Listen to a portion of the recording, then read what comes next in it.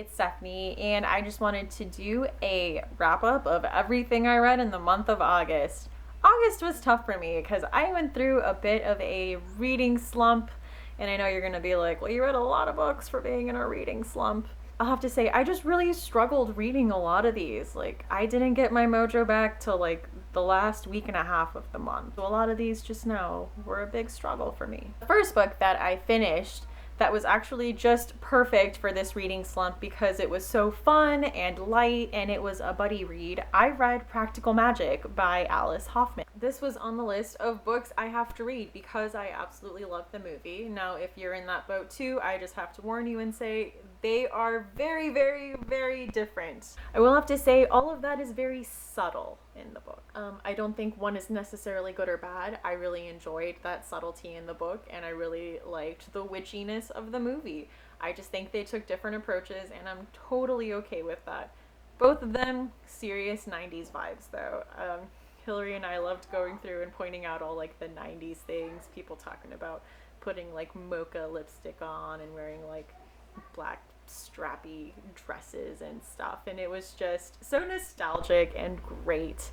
So it was a very fun, enjoyable read. And one difference in the book is that Sally's daughters are teenagers and we get a lot more insight on them. They are a lot more important. They go through a lot more changes and have their own things to deal with in the book.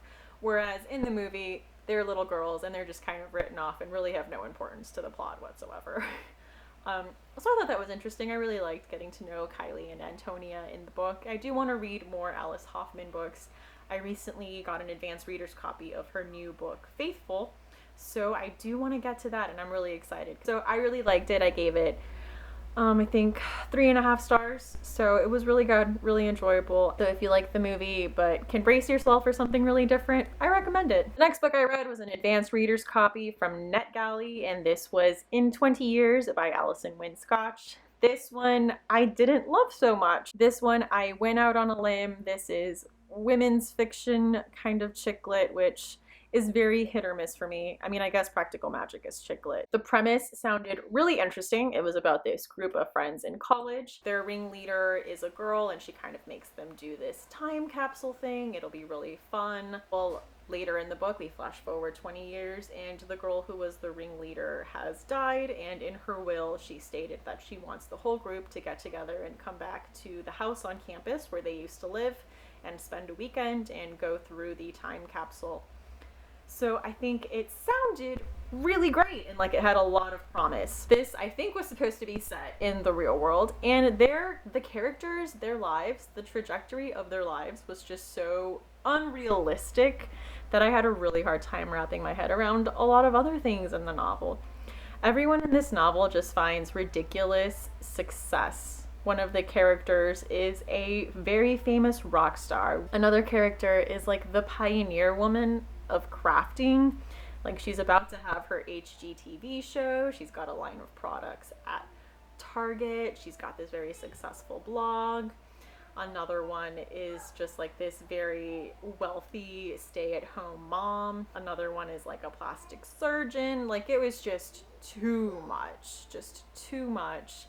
And I just really didn't care for any of these characters. I found myself just really bored with the novel. I was not a fan. It was just not my thing. It was a big letdown for me. The next book I read was really fun because it was just this group buddy read, and I had never done one of those like larger scale group buddy reads. And all of us read In a Dark, Dark Wood by Ruth Ware. And this was Katie from Life Between Words, Kate from Howe, Kate at the novel Nomad. It was a lot of Kates.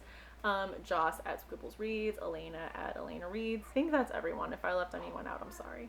This was fun. It was a thriller. I thought the premise was really great. It was all of these women getting together for a bit of a bachelorette party in the woods. All of them seem to have secrets, and it just sounds really great. And you can tell Ruth Ware was a big Agatha Christie fan, which is one of my favorite setups for a novel.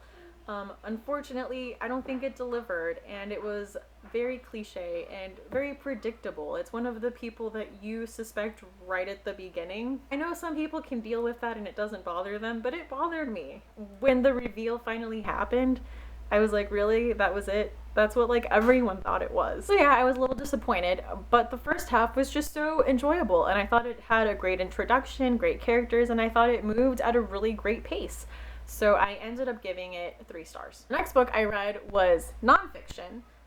This was Rabid, A Cultural History of the World's Most Diabolical Virus by Bill Wasick. I really liked this book. I am someone who does not read a whole lot of nonfiction, but this seemed really interesting. This is, of course, the cultural history of rabies throughout the world, throughout history, and it was really great because I just thought it covered so many things. It even covered rabies in pop culture, and if you know me, you know that my husband and I are huge fans of The Office, and in the book they talked about when Michael hits Meredith with her car, and they have like the rabies walk for her. And that is why I am hosting a fun-run race for the cure for rabies, to raise awareness of the fact that there is a cure for rabies, a disease that has been largely eradicated in the U.S., but not very many people know that. Which was really funny because one of the first conversations my husband and I had was because I had the wristband from like the rabies walk, like I owned that from the show, and he started talking to me about it. So it holds a dear place in my heart. But it was really great. Yeah, it covered it through pop culture. It covered it, you know, throughout history, different people who have had rabies, the history of medicine and treatment, and it covered rabies recently. It talked about rabies today and rabies even here in the United States, and that it does happen. So I just felt like I learned a lot. It was really interesting. I was never bored with this. So if you're like me, you don't read a lot of nonfiction and you like things that are dark and creepy, I would definitely recommend this book. It was so readable the whole time. The next book I finished was Beloved by Toni Morrison. I read this with Maddie over at the Maddie Hatter, and it took us just about all month to read this, and this has nothing to say about the novel. Like I said earlier, I was in a slump, and then Maddie just had like a really busy schedule. So it took us a long time to get through this book, but I absolutely loved this book. I can't believe like it's taken me this long to read it. You know, I didn't have to read it in high school, but I thought it was really great. I really loved the language.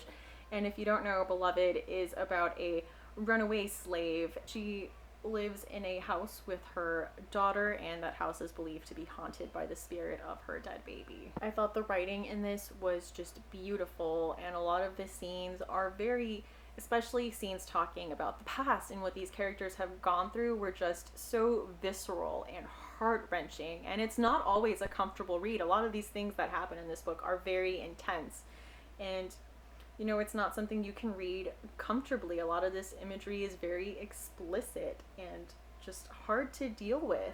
But, you know, it's just, I can't imagine that stuff like this happened to people. And it was, like I said, very heart-wrenching, but just a very amazing novel. And these characters. And I actually really enjoyed Paul D's character. He was a man that goes to visit Seth, the main character, and they used to be from the same plantation. And I thought, it would have been very easy for Toni Morrison to kind of villainize him, but she didn't. He was a very complex character. We got to hear his backstories and just everything that he has gone through and all the traumas that he's faced and that Seth faced and that everyone has just had to deal with. It was just such an amazing and emotional book. And I really loved it, and I definitely want to check out more Toni Morrison. The next book I read, I waited till like the last week in the month to read. I was supposed to read for my book club, and it was Lewis Carroll's Alice in Wonderland. I had read it a long time ago, but it was the pick for this month. And just as I read it, I kept thinking that that Disney animated movie was like a really good adaptation, because that movie just kept playing in my mind the whole time when I read it. I don't know, I wasn't as impressed with it this time as I read it. It was great, you know, it was well written. There was a lot of wordplay. I found myself kind of bored when reading it, so I'm sorry. And the last book I read was Neil Gaiman.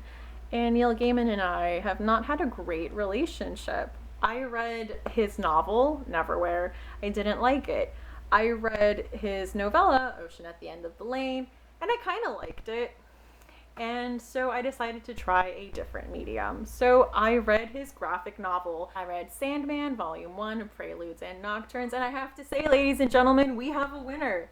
I really enjoyed this. I think it had the darkness that I wanted. I think when I read Neverwhere, it was too light for me and it was too campy. I think when I read fantasy, I want it to be dark. And this delivered. This was the kind of darkness and grittiness I like to read about. And I really liked the character of Sandman. I liked most of the artwork. I found the story very fascinating, and I am looking forward to continuing on with the series. So yay! We got a win for Neil Gaiman. I knew we would get along, and I just had to look for something. So I'm glad that I have found his graphic novel series that I will be continuing. So anyway, guys, that was everything I read in the month of August. What was your best read in the month of August? Let me know down below. I'd love to hear it. And again, guys, thank you so much for watching and have a great day. Bye.